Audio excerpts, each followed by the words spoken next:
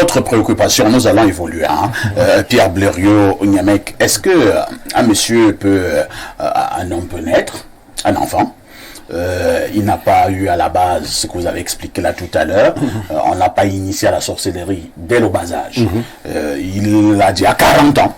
Il est devenu une grande personnalité, même s'il n'est même pas devenu une grande personnalité. Il a grandi. Il a grandi. C'est ça que... et il peut aller au village, c'est pas moi, rencontrer ses oncles, rencontrer n'importe qui, et il dit qu'il a besoin de sorcellerie. Ou alors, on peut l'appeler dans un cercle, on dit qu'on veut lui donner la sorcellerie. Est-ce que c'est possible qu'à un certain âge, tu as 40 ans, 50 ans, on te donne la sorcellerie en plein jour? Oui. C'est pour cela que ceux qui parlent là, enfin, ils connaissent pas, ils font pas la sorcellerie. Ah bon? Les deux là. Le pasteur? Oui, c'est des... Non, moi j'ai dit dans son intervention ici, non, on ne fait pas la sorcellerie, mais c'est assez sur le sujet. Non, on ne sait pas assez sur la sorcellerie comme ça. Tant que c'est pas comme ça. C'est pas la théorie. Non, ok, je vais expliquer avec les termes scientifiques qu'ils connaissent. Il y a dans notre cerveau deux glandes. Oui. Une que les Blancs appellent la glande pituitaire et l'autre qu'on appelle la glande pinéale. Qui sont reliés à tout un système.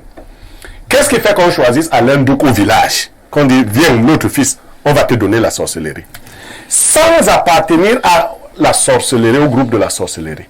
Si Alain Douk, de manière extraordinaire, a vu sa glande pinéale se lever, grandir, il a donc commencé à manifester certains signes d'extra-lucidité. L'intelligence permet d'atteindre ce genre de choses. Les sorciers qui sont déjà initiés comprennent que voici un vrai enfant. C'est ce que vous appelez en petit enfant. On comprend qu'on peut l'aider à comprendre encore mieux les phénomènes qui se passent en lui. Parce qu'il connaît lui-même à manifester des phénomènes, il comprend des choses. Il y a quand on dit qu'on a tous des bases de la sorcellerie, il y a des enfants qui comprennent sans qu'on leur explique quoi que ce soit. Ils comprennent même au-delà de ce que le maître peut savoir. C'est que sa glande pinéale s'est développée beaucoup et elle a commencé à lui ouvrir les yeux sur beaucoup de choses. On t'appelle donc, parce qu'on a vu ça, mais il faut faire attention quand on veut donc t'initier à ce niveau-là. Ça revient au point de départ. Si ceux qui veulent t'initier sont méchants, ils vont plutôt tuer ce que tu avais et prendre chez eux. C'est-à-dire, ils ont vu ça, mais s'ils sont des gens vraiment corrects, ou s'ils sont bien encadrés, ils vont te donner. Est-ce que vous ne voyez pas déjà à qui on a donné au village étant déjà grand? On lui donne, et une fois qu'on lui a donné, quand il sort, je vais vous... Et on a un ministre au Cameroun. Oui. Son père était un grand sorcier. Son père lui a dit, qu'est-ce que tu veux être? Il a dit à son père, je veux être... il y a un truc qu'on appelle ministre, à l'époque d'Aïdjo. Son père lui a dit, tu auras le truc là jusqu'à la fin de ta vie. Depuis qu'il est devenu ministre, il est toujours ministre, on ne l'a jamais enlevé. Bon, je pense qu'on va donc commencer à chercher... Depuis qu'il est devenu ministre... le ministre. J'ai dit qu'il est devenu ministre à l'époque d'Aïdjo. Il est toujours là. On n'a jamais envoyé ailleurs pour dire que bon, tu n'es plus ministre, reviens. Il est ministre et il sera ministre jusqu'à sa mort. Merci. Alain veut absolument réagir. Absolument. Oui. Pourquoi? Pour la simple raison que tu n'as rien d'intéressant en faisant des amalgames. La glande pinéale, elle est située là, au niveau de notre front, dans le cortex cérébral. L'intelligence n'est pas limitée à la glande pinéale. Il y a tout un cortex avec deux lobes. On le sait, notre cerveau, c'est un champ. Il y a deux globes. La glande pinéale, elle est là quelque part. Et c'est l'organe qui nous permet de faire, comme il a dit, des expériences extrasensorielles, des expériences surnaturelles, la connexion avec le monde des entités. Non, mais je dis que tu as limité la glande pinéale à l'intelligence. Je dis qu'il y a quand même il y a deux contextes. Il y a deux globes au niveau du cerveau. Il y a beaucoup de parties que quand tu ne tiens pas compte. Je continue. Je vais corriger beaucoup de choses qui ont été dites ici. Alors, quand nous sommes dans la Genèse, par exemple, l'histoire de la chute, on dit que celui qu'on a bien voulu appeler le serpent ancien, Satan, lorsqu'il vient séduire Adam et Ève, il dit que Dieu a dit, est-ce que Dieu vous a vraiment dit de ne pas manger le fruit de l'arbre défendu? parce qu'il sait que si vous en mangez, vos yeux s'ouvriront. Ça, c'est ce que la plupart des versions disent, vos yeux. Mais en fait, il se trouve que dans le manuscrit araméen, ce n'est pas au pluriel. Ce n'est pas vos yeux, c'est l'œil. L'œil s'ouvrira. Et nous savons que lorsqu'on parle de la glande pinéale, la plupart du temps, on l'appelle le troisième œil. Donc, c'est ce que tu viens de demander. Tu es censé laisse-moi chuter. Laisse-moi chuter. Oui, vas-y. C'est-à-dire que quoi? La glande pinéale, n'oublie pas, et c'est là où je voulais arriver, pour vous dire que nous sommes tous des êtres spirituels. À la base, l'homme, vous l'avez dit, a un corps, a une âme. L'âme, c'est quoi? Il faut repréciser ça pour que les gens comprennent. Ce qui fait de moi une personne, c'est pas ma peau, c'est pas les os, c'est pas les muscles. C'est non. Ce qui fait de moi une âme, c'est la volonté, c'est l'intelligence, c'est les sentiments, c'est le raisonnement, la créativité, tous ces éléments invisibles, mais qui font de moi la personne que je suis sur le plan identitaire. Alors l'esprit maintenant, c'est mon identité dans le plan spirituel, c'est-à-dire que la connexion avec Dieu ou les entités spirituelles. Quelle est mon identité à ce niveau? Donc s'il faut maintenant dire que du seul fait que nous soyons des êtres spirituels, parce que Dieu créa l'homme à son image et à sa ressemblance, et comme Dieu est esprit, il a mis de l'esprit en nous. Alors le seul fait que Dieu a mis de l'esprit en nous fait de nous des sorciers. Alors si Dieu est un sorcier, d'accord, nous sommes des sorciers parce que nous avons un esprit. Mais tu comprends quoi? Non, je dis, ce n'est pas ça le terme de sorcier. Oh, sorcier ne veut pas dire ça. Le sorcier ne veut pas dire ça. Non, Dieu ne veut pas dire sorcier dans le sens de ce débat. Et nous n'allons pas faire croire qu'il est un sorcier parce que la sorcellerie, elle est foncièrement péjorative. On utilise. J'arrive. Pourquoi? Je vais vous expliquer un truc. Le révérend disait tout à l'heure qu'en réalité, les anges déchus sont reculés au niveau du bas astral et n'arrivent pas à faire des à interagir avec nous, etc. Ce qui n'est pas totalement vrai. On voit dans l'épisode du Jardin d'Éden que Satan lui-même vient et il arrive à interagir avec nous. Alors, c'est une guerre. Je l'ai dit, tu te rappelles à l'entame de l'émission, j'ai dit que nous sommes dans une guerre spirituelle. Il est écrit dans l'Apocalypse que nous sommes en pleine guerre. Je nuance, pour ne pas dire que absolument il n'y a pas de sorcier positif. Pourquoi? Vous savez, dans une guerre, on infiltre souvent le camp de l'ennemi. Vous le savez?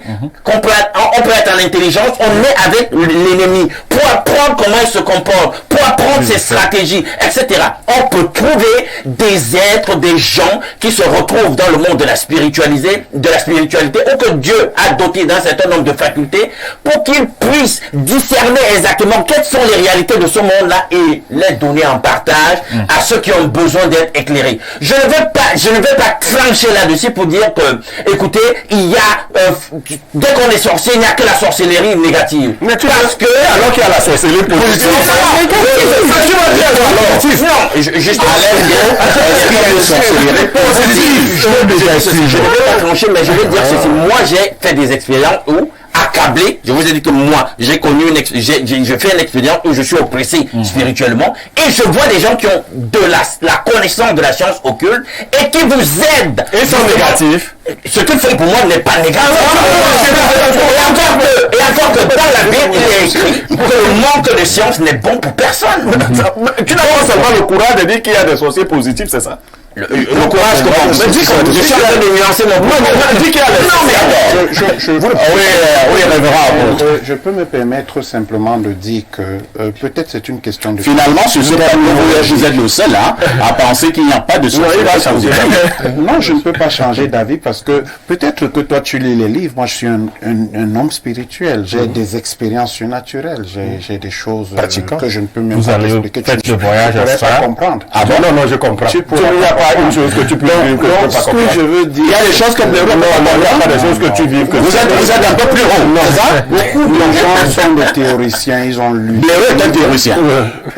Mais ils sont incapables de véritables expériences spirituelles. Ah bon? Toi tu en as fait? N'est-ce pas le monde spirituel? Je veux humblement dire que je suis dépendant du Saint-Esprit et que... C'est quoi le Saint-Esprit, pasteur? Il faut dire ça aux vieilles femmes, c'est quoi le Saint-Esprit? Tu es sorcier! Si tu es dépendant de quel Saint-Esprit? Toi, c'est sorcier!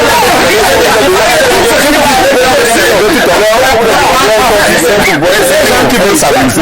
J'enquête dans la Bible. Non, j'enquête dans la Madame se produit dans le fait que vous ne faites pas attention. Vous, dans la recherche ou bien montrant aux gens qu'ils seraient des sorciers positifs, ça va ouvrir un champ pour que beaucoup deviennent de véritables sorciers. Moi, je dis, c'est une brèche que vous ouvrez. Qu'est-ce qui s'est passé le jour de la Pentecôte? Pour détruire beaucoup de gens. Non, qu'est-ce qui s'est passé le jour la vérité? C'est quoi la vérité? Qu'est-ce qui s'est passé le jour de la Pentecôte dans votre Bible? Donc, qu'est-ce qui s'est passé? J'essaie juste de dire que il y a sorcellerie et il y a non-sorcellerie. Le problème avec la Bible, c'est toujours mentionné que Dieu est un Dieu saint, c'est-à-dire qu'il a quelque chose de très à part et il y a l'autre. C'est clair. Et on ne peut pas appartenir à un intermédiaire. Il y a soit vous êtes d'un côté, soit vous êtes de l'autre. Maintenant, de l'autre côté, il y a plusieurs. J'ai dit, il y a des gens, quand on dit magie blanche, magie noire, ça veut dire quelles sont les approches, quelles sont les techniques spirituelles que les gens utilisent pour obtenir un certain nombre de résultats quand ils sont de l'autre côté. Ce que je veux vous dire, vous avez des gens qui disent qu'ils soignent, mais ils savent qu'ils sont des gens qui peuvent lancer. Et parfois ils lancent, ils viennent encore vous soigner. Même les prêtres, ils font des lancer. Il y a des pasteurs qui décident d'aller dans l'autre côté. Non, il y a des faux, il y a des faux. La Bible a toujours dénoncé cela. Révérend, avec votre permission, révérend. Vous savez, peut-être que Dieu m'a fait passer par ces étapes pour que je comprenne que parfois, il faut éviter sur certains sujets d'être trop tranché. Honnêtement. Je vous pose une question. Vous pensez que Dieu peut douer un certain nombre de personnes pour qu'ils aient, au-delà du seuil permis à d'autres, de faire un certain type d'expérience, d'être des voyants, d'anticiper sur des choses et de faire des expériences surnaturelles, extrasensorielles, mais bien qu'ils soient du bord de Dieu? Vous croyez ça? Non, moi non, je veux que vous me répondiez. Quand il y a des expériences surnaturelles, est forcément sous le contrôle d'un esprit. Justement, l'humain est incapable d'entrer dans le monde spirituel sans un support spirituel. Mais il ne répond pas. C'est pour ça que chez nous, c'est ça que je dis, non, c'est ça que je dis, il y a un côté, soit c'est mauvais, soit c'est bon.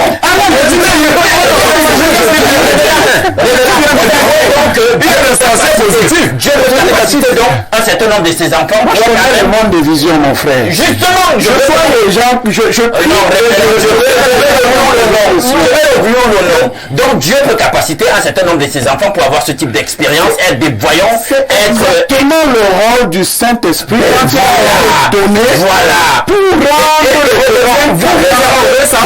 pour pallier au pouvoir inverse. Nous allons d'abord lire des messages, s'il vous plaît. Lisons d'abord les messages parce que je suis déjà, j'ai failli dire oppressé là par les téléspectateurs qui veulent absolument également contribuer.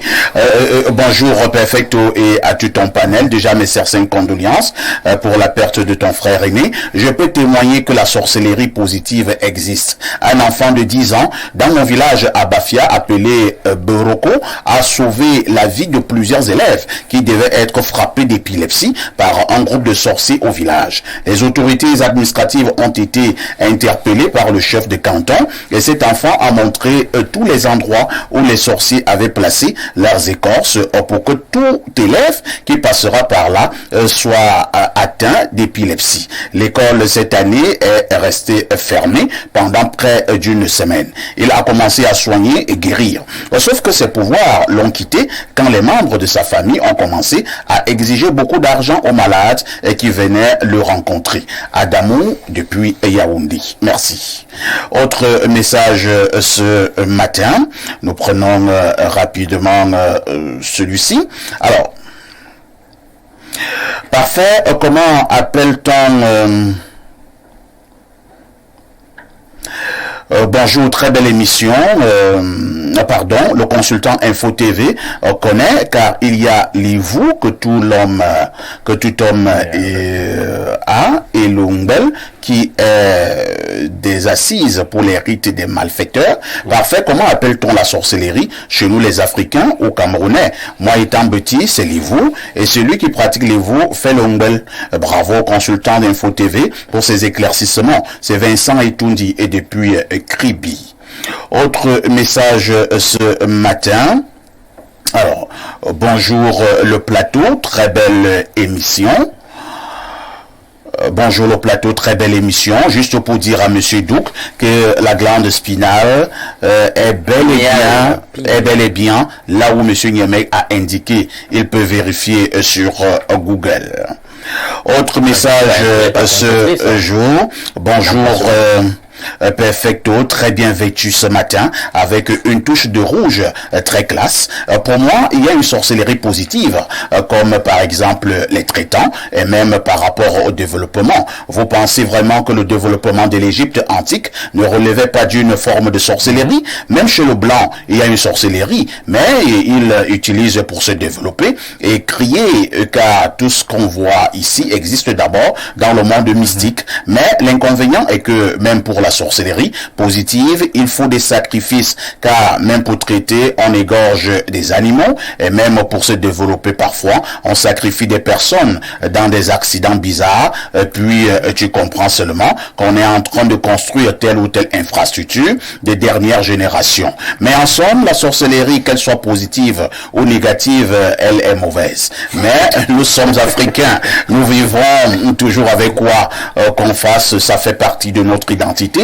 Je suis sûr que dans les années 1800, arrière-grand-père de l'apôtre sur le plateau pratiquait cela. Une question pour le révérend. Vous faites la voyance et un traitant fait la voyance. En quoi êtes-vous différent? Vous pouvez répondre? La différence, c'est que moi, je suis un homme rempli du Saint-Esprit. Saint-Esprit, voilà. Et l'autre, il a des esprits, il peut vous indiquer les différences. C'est le sujet je veux vous dire, la différence, c'est que, en fait, le monde spirituel évolue de la même façon. Alors, pour l'instant, vous faites la voyance. Ndiosini également fait la voyance. Lui, il a le mauvais esprit. Vous faites la voyance, lui, il a le mauvais esprit.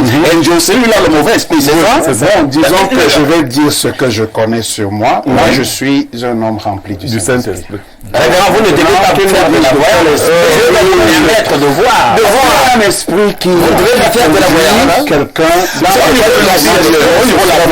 Au niveau de la Bible, apôtre, est-ce que la voyance n'est pas interdite? La divination est interdite. La divination est absolument interdite. Là, c'est évidemment vous piétiner la Bible. Non, il faut comprendre les mécanismes spirituels, comment ça marche. Parce que le problème, c'est ça que vous rejetez. Est-ce qu'un apôtre doit faire de la voyance? Non, je ne fais pas la voyance que vous venez me communiquer systématiquement. Je vais vous dire votre vie. Si moi, je trouve quelqu'un qui fait cela systématiquement, il n'est pas chrétien, c'est quelqu'un qui est de l'autre. Vous faites quel genre de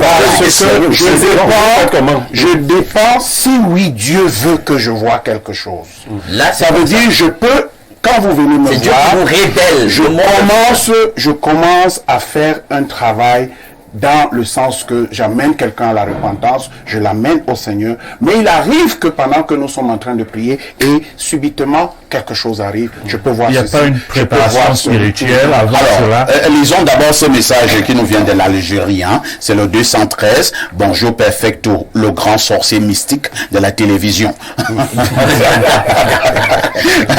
Ça vibre très haut sur Espace Mini aujourd'hui, je ressens des ondes chargées jusqu'ici en Algérie. Au lieu de tuer nos sorciers en Afrique, allons plutôt vers eux pour leur demander comment ils font pour voler dans une boîte de sardines. Comment ils font pour aller dans l'autre monde parallèle et faire le tour du monde en moins de 30 secondes. Nous devons plutôt exploiter leur pouvoir positivement au lieu de les fuir. Le créateur de Facebook est un sorcier.